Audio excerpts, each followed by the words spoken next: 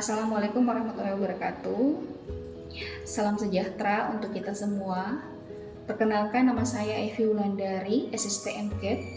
Saya adalah salah satu dosen program studi D3 Kebidanan Stikes Bina Bangsa Majene dengan NIDN 0915048702. Pada kesempatan ini, saya akan menyampaikan pernyataan diri dosen dalam unjuk kerja Tridharma Perguruan Tinggi atau yang biasa disingkat dengan PDD UKTPT. Bidang pengajaran yang saya ampuh salah satunya adalah mata kuliah Dokumentasi Kebidanan. Dalam proses pembelajaran mata kuliah Dokumentasi Kebidanan, metode yang saya terapkan adalah metode DEA, yaitu Delivery, Interaction, and Assessment. Yang pertama, delivery. Saya membuat materi ajar dalam bentuk modul pembelajaran dan membuat PPT dengan tujuan agar mahasiswa memiliki acuan selama proses pembelajaran mata kuliah Dokumentasi Kebidanan. Kemudian interaction. Untuk menjalin interaksi dengan mahasiswa, saya membuat sesi tanya jawab di setiap kali pertemuan mata kuliah Dokumentasi Kebidanan, kemudian membentuk diskusi kelompok dan membuat grup WhatsApp yang tujuannya agar tetap terjalin komunikasi dengan mahasiswa selama proses pembelajaran di luar kelas. Kemudian asesmen. Dalam menilai mahasiswa, saya berpedoman pada kontrak perkuliahan, yaitu 30% untuk kehadiran, 40% untuk tugas dan keaktifan dalam kelas, dan 15% untuk UTS dan 15% untuk UAS. Adapun deskripsi mata kuliah Dokumentasi Kebidanan. Mata kuliah Dokumentasi Kebidanan adalah mata kuliah umum yang terdiri dari 2 SKS, 1 SKS teori dan 1 SKS praktek. Diharapkan setelah mahasiswa menyelesaikan mata kuliah Dokumentasi Kebidanan, mahasiswa mampu merancang dan mempraktekkan pendokumentasian asuhan kebidanan pada ibu hamil, ibu bersalin, ibu nifas, bayi baru lahir, balita, kesehatan reproduksi, dan keluarga berencana dengan pendekatan SWOT. Untuk CPL Prodi yang dibebankan pada mata kuliah Dokumentasi Kebidanan terdiri dari 4 poin. Yang pertama, sikap umum. Yang kedua, keterampilan umum. Yang ketiga, keterampilan khusus. Dan yang keempat, penguasaan pengetahuan. Yang pertama, sikap umum.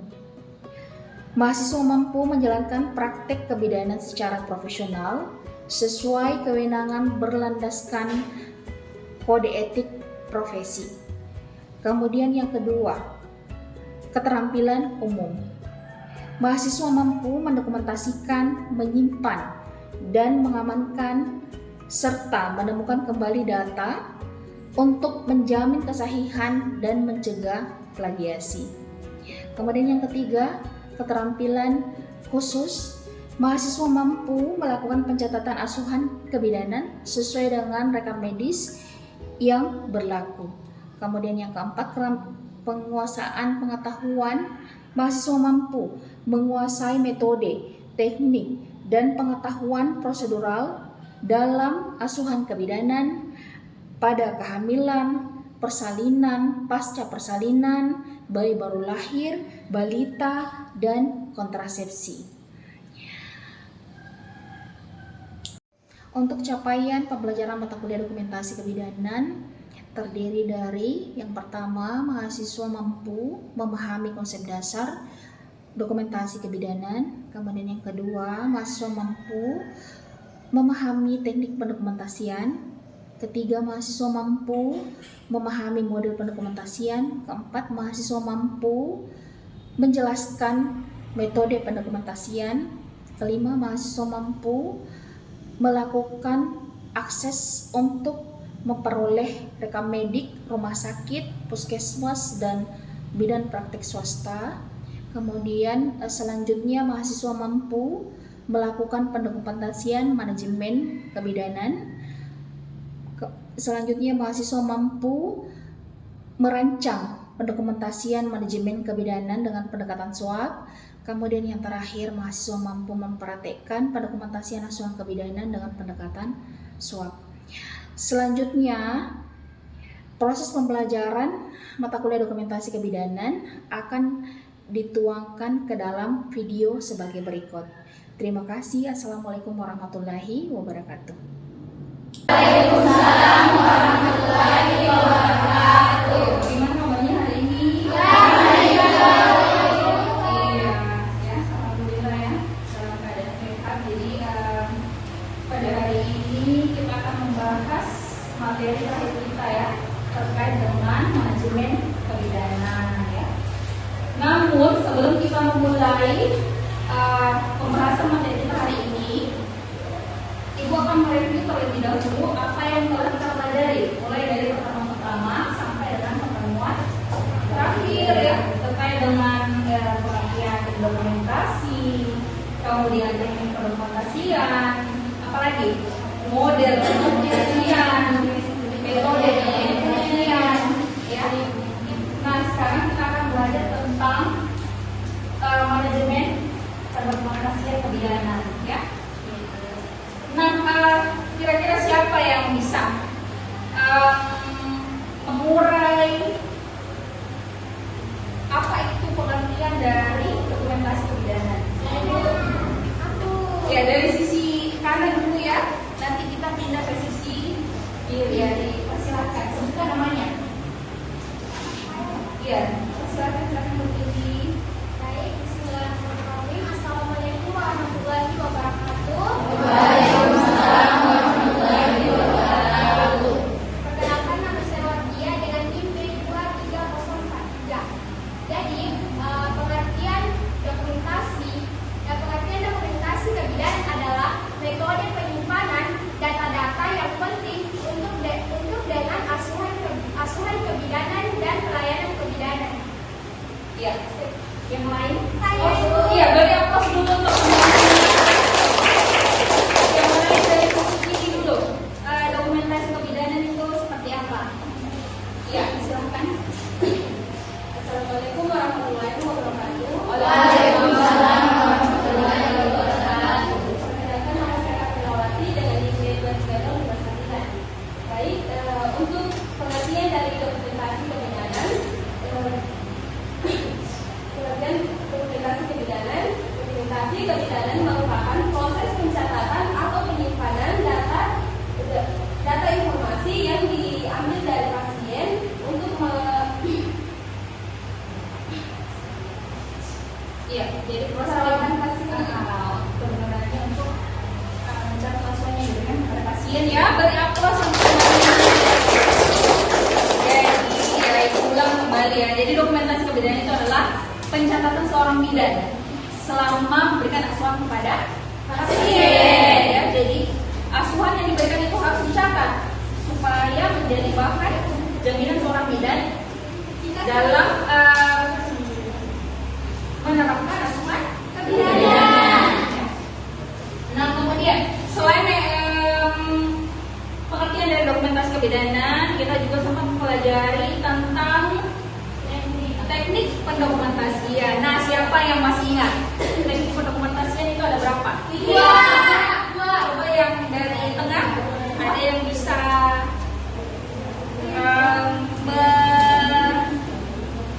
menjelaskan atau menyebutkan? Atau dari sisi kiri? Teknik pendokumentasian ada berapa? Iya, teknik pendokumentasian ada dua ya. Yang pertama adalah teknik pendokumentasian kemudian yang kedua naratif ya. Jadi teknik pendokumentasian naratif itu adalah di mana kita melakukan pendokumentasian dengan mendeskripsikan asuhan yang diberikan kepada pasien ya. Kalau polosif itu merupakan teknik pendokumentasian dengan sudah memiliki format ya. Jadi sisa dilakukan pencetusan ya untuk teknik pendokumentasian polosif. Nah, sekarang kita akan membahas tentang teknik pendokumentasian, model pendokumentasian. Ada berapa? 5. Ya, jadi ada 5 model pendokumentasian ya. Yang pertama apa? Model pendokumentasian dalam bentuk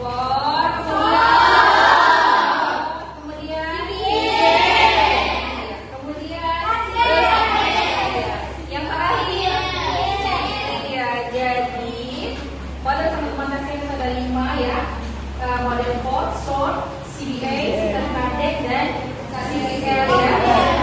Berbentuk komputer. Nah, kemudian yang terakhir, metode implementasian. Yang terakhir kita pelajari kemarin itu metode implementasian. Ada berapa lagi?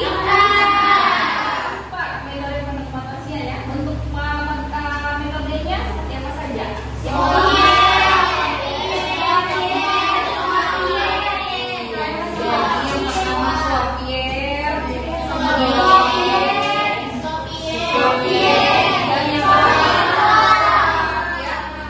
Jadi, yang membedakan itu adalah kalau Soviet itu ditambahkan implementasi, evaluasi, dan reassessment ya. Kalau Soviet ditambahkan implementasi, evaluasi, dan dokumentasi.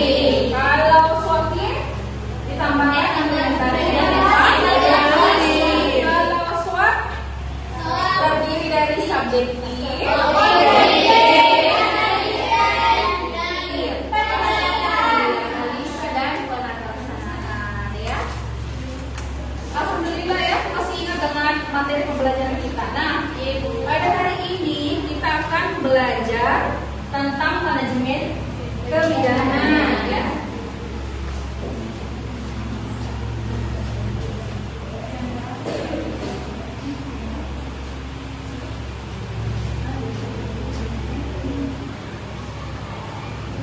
Iya, jadi Ibu sempat memberikan tugas ya pada kalian tentang membuat aspek 7 langkah. Nah, bagaimana tugasnya? Apa sudah selesai? Sudah diselesaikan? Iya. Jadi mohon ya diperhatikan karena Ibu akan mengulang kembali seperti apa itu sistematika dari pendokumentasian 7 langkah para manajemen.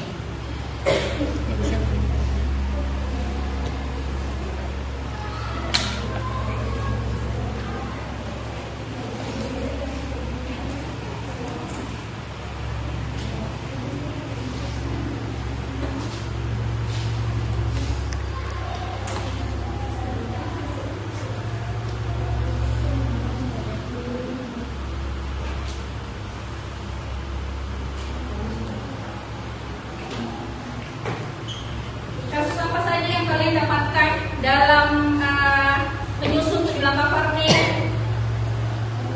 Kalau yang ini, kasus apa saja yang sudah kamu dapatkan dalam menyusun 7 langkah Farney?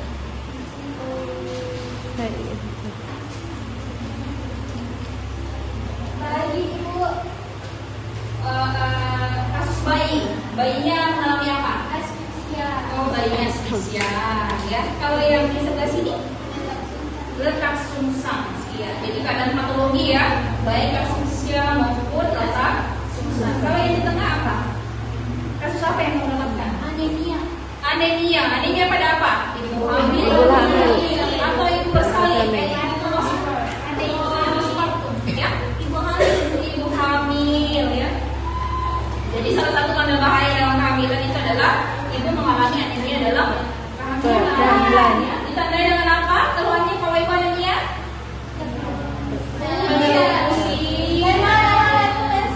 Iya, pucat. Kemudian apa? Hasil pemeriksaan labnya HB-nya berapa? HB-nya kurang dari 11 gram per dl ya.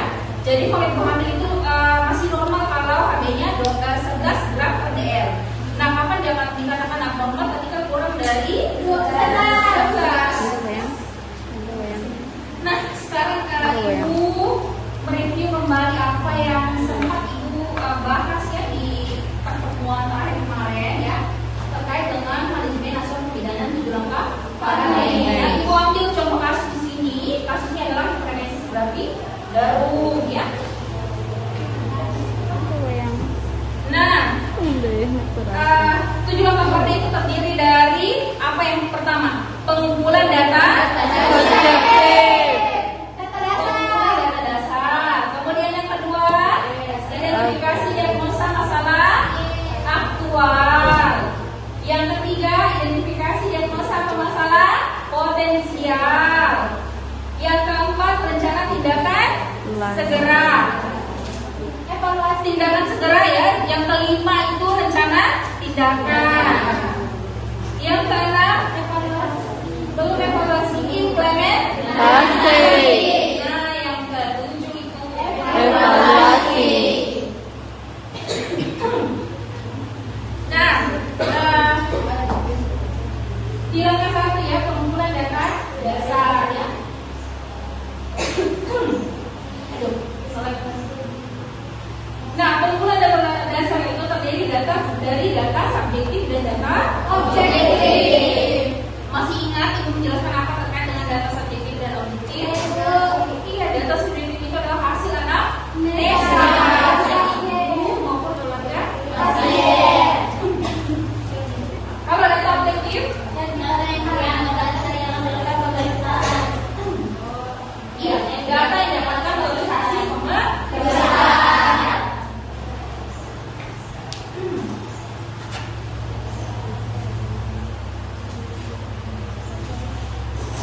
Nah, kemudian kita membahas tentang identifikasi dan atau masalah aktual. Jadi setelah kita dapatkan data subjektif, kita dapatkan data objektif, kemudian kita menegakkan suatu diagnosa berdasarkan apa yang dialami oleh ibu dan berdasarkan hasil pemeriksaan vital ya. Maka didapatkan ya diagnosanya ibu grafik berapa kali dia hamil, P itu berapa kali ibunya melahirkan, A itu berapa kali karena tidak ibunya putus. Nah, kalau kebetulan ibunya tidak putus dan dia hamil pertama kali, maka G-nya diisi 1, P-nya diisi 0 dan A-nya 0. Kalau terkait itu menunjukkan bahwa umur kehamilan itu masih kurang dari 3 bulan trimester pertama. Kalau itu maksudnya belum teraba bentukannya janin di dalam rahim, belum teraba kepalanya, belum teraba punggungnya ya. Nah, kemudian dengan keadaan itu mengalami hiperemesis gravidarum ya. Hiperemesis gravidarum itu apa lagi? Mual muntah berlebihan ya. Jadi normal memang mual muntah ibu hamil, tapi kalau dalam keadaan berlebihan berarti namanya diagnosanya adalah hiperemesis gravidarum ya. Kemudian kita masuk ke langkah 3, identifikasi diagnosa atau masalah potensial. Nah, masalah potensial ini terjadi ketika masalah aktual tadi tidak ditangani dengan baik. Nah, kalau masalah hiperemesis gravidarum tidak tertangani dengan baik, maka akan terjadi apa di atas itu?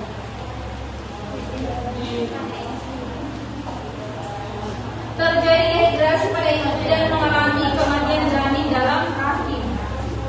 Ya, makanya hati-hati sekali kalau ibu masukkan X dalam keadaan hiperemesis gravidarum harus segera diberikan tindakan berupa infus cairan, ya, supaya mengganti cairan ibu yang sudah keluar akibat mual muntahnya, ya.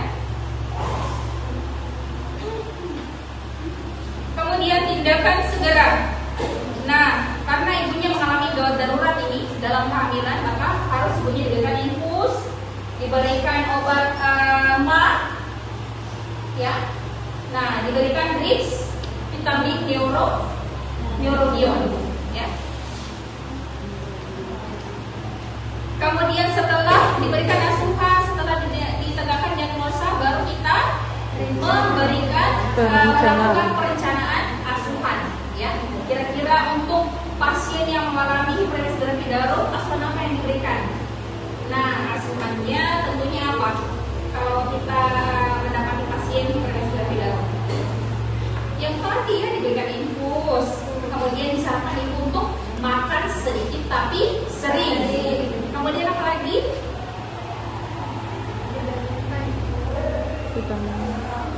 Menyarankan ibu untuk mengkonsumsi menyeimbangkan nutrisi yang dikonsumsi ya. Kemudian menyarankan ibu untuk menjaga hidrasi, minum banyak air putih ya. Kemudian diberikan vitamin ya untuk menstabilkan keadaan ibu.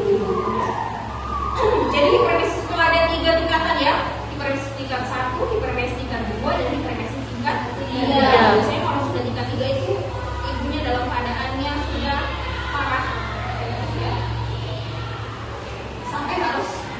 di rumah sakit. Kemudian langkah rencana tindakan, kemudian pelaksanaan. Langkah ke-6. Ya, jadi kalau sudah merencanakan tindakan harus dilaksanakan sesuai dengan apa yang direncanakan. Ya. Kemudian yang terakhir adalah evaluasi. Ya. Dievaluasi. Jadi kalau sudah diberikan tindakan, diberikan respon kepada pasien harus dilakukan evaluasi. Evaluasi ada dua, jangka panjang dan jangka pendek. Jangka panjang itu berarti nanti kita bisa lihat hasil kita ketika hari berikutnya. Sedangkan itu untuk jangka panjang ya. Kalau untuk jangka pendek itu seperti contoh misalnya pemeriksaan tanda-tanda vital, ya, termasuk bisa dilihat hasilnya. Ya. Kira-kira dari apa yang dijelaskan ini terkait dengan manajemen kebidanan, ada yang mau ditanyakan? Ada yang mau bertanya terkait dengan manajemen kebidanan? Atau kesulitan kalian dalam membuat tugasnya? Iya, jadi ada kesulitan teman-teman dalam membuat tugas askepnya itu adalah KPHT-nya. Jadi disesuaikan saja dengan tahun sekarang.